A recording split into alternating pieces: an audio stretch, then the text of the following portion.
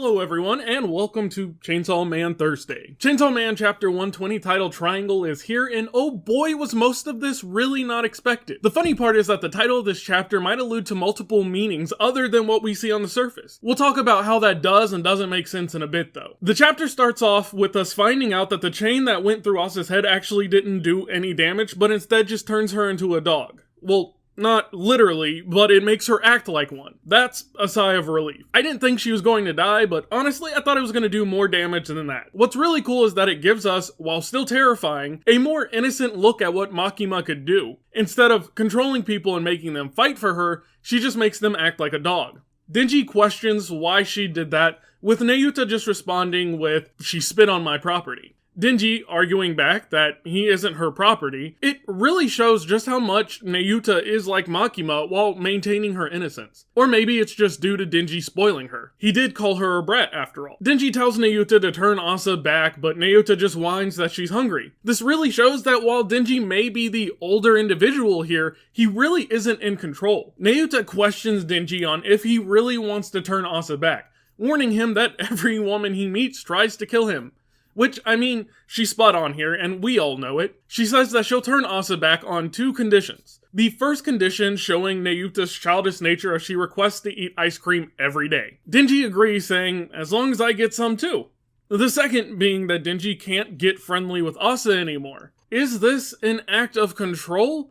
Or an act of concern for Denji? She brings up Asa's scent and how she doesn't like it, which brings into question how devils detect other devils. It doesn't seem to be something that the average devil can do, as Denji isn't able to smell anything weird about Asa.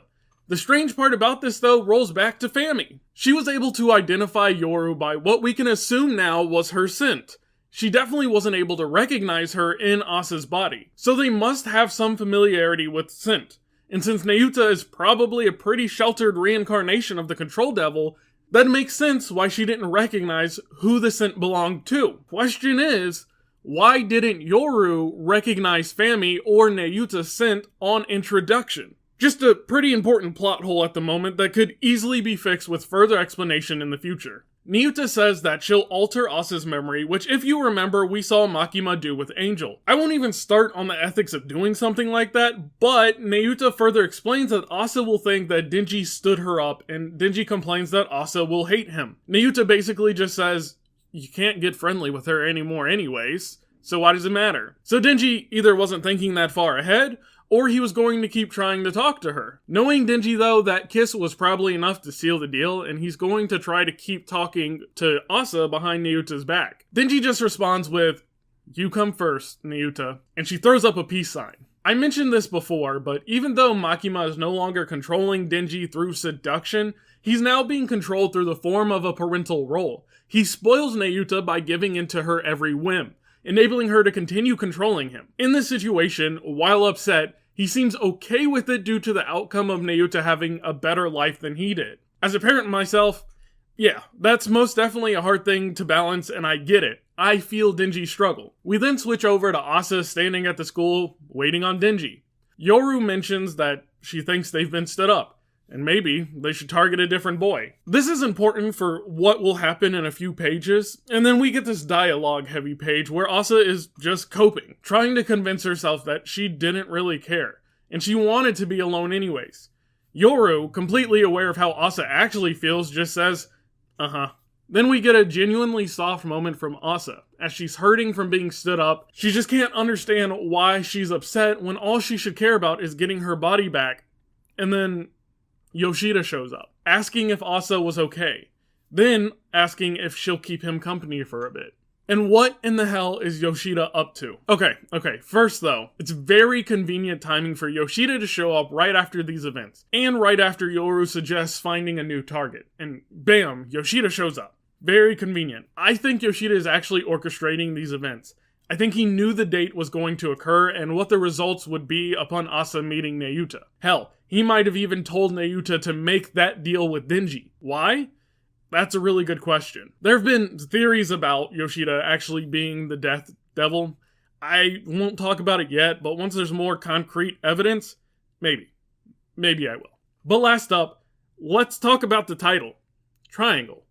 Because at this current point, there are multiple triangles, and we might be seeing more forming. First up, there's Nayuta, Fami, and Yoru. What you could assume is a power struggle between 3 of the horsemen. Then there's Nayuta, Denji, and Asa. Nayuta wanting Denji to herself, Asa wanting Denji, and Denji stuck between the 2. You could stretch it a bit and also say Asa, Yoru, and Denji, as Asa genuinely wants something with Denji. Yoru is the one who actually acts attracted to Denji, but solely for the purpose of turning him into a weapon. And Denji. Denji probably likes Yoru more than he likes Asa at this point, but just doesn't know it. Then there's the last triangle that seems to be forming. Asa, Denji, and Yoshida. How that triangle will flow, who knows, but I have a guess. As I mentioned earlier, I think Denji's locked in, so he's going to keep going after Asa behind Nayuta's back. Asa and Yoru will want to go after Yoshida now, but I believe Yoshida's end goal has something to do with Denji. He seems to always have an eye on specifically Denji, and that has to be for a good reason. Therefore, concluding the multiple triangles that are currently going on within Chainsaw Man Part 2. I honestly think the biggest question at the moment would be, what exactly is Yoshida's motives here? What does he want? But at the same time, I know a lot of people and myself just want to see Asa and Denji happy. I feel like that's a very steep ask of Fujimoto. He just doesn't do happy relationships. That's all for Chapter 120 though, and luckily we don't have to wait another 2 weeks for Chapter 121 as it'll be dropping next Tuesday. As always, if you enjoyed the video though, don't forget to like and subscribe. Otherwise, peace.